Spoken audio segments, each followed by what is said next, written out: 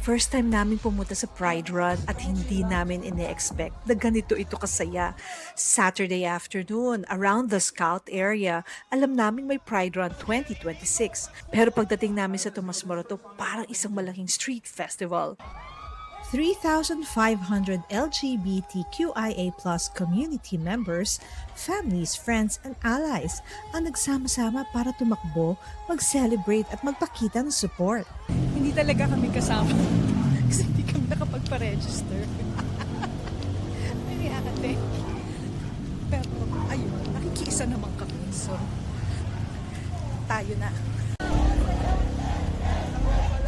At nang magsimula ng race, doon mo talaga makikita kung gaano kalaki ang event. Buong Tomas Morato was flooded with runners.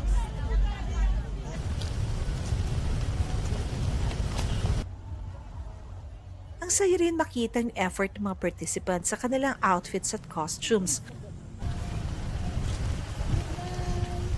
But honestly, ang saya na experience.